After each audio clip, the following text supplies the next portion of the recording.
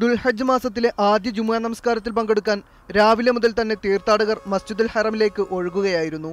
നമസ്കാരത്തിന് മണിക്കൂറുകൾക്ക് മുമ്പേ പള്ളിയുടെ അകവും പരിസരവും നിറഞ്ഞു കവിഞ്ഞിരുന്നു.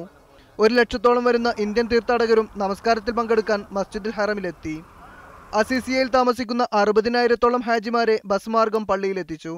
വളണ്ടിയർമാരും ഹജ്ജ് മിഷൻ ഉദ്യോഗസ്ഥരും രാവിലെ മുതൽ സേവനത്തിനുണ്ടായിരുന്നു. നല്ല തിരക്കാണ്, പക്ഷേ വളരെ സൗകര്യങ്ങൾ ചെയ്തിട്ടുണ്ട്. വളണ്ടിയേഴ്സ് അതുപോലെ എല്ലാവരും നല്ല സൗകര്യങ്ങളൊക്കെ ചെയ്തിട്ടുണ്ട്. ഇമാം ഷെയ്ഖ് സ്വാലിഹ് ബിൻ മുഹമ്മദ് അൽ ത്വാലിബ് ജുമുഅക്ക് നേതൃത്വം നൽകി. ഏകദൈവ വിശ്വാസത്തിന്റെ വിളംബരമാണ് ഹജ്ജ്.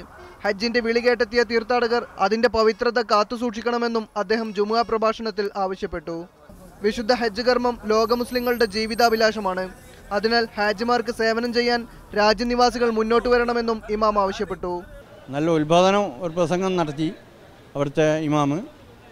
കാരണം അമലുകൾ വളരെ സ്പഷ്ടമായ കാര്യങ്ങൾ ചിന്തിച്ചുകൊണ്ട് മറ്റുള്ളവർക്ക് വേണ്ടി വഴിമാറിക്കൊടുത്ത് വളരെ ഉപദേശത്തോടു കൂടി നല്ല ജീവിക്കുക, നല്ല നല്ല കാര്യങ്ങൾ മനുഷ്യന് വേണ്ടി ചെയ്യുക.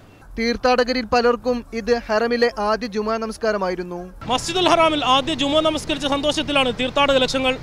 മക്കയിൽ നിന്നും റബി മുഹമ്മദ്, മീഡിയ 1.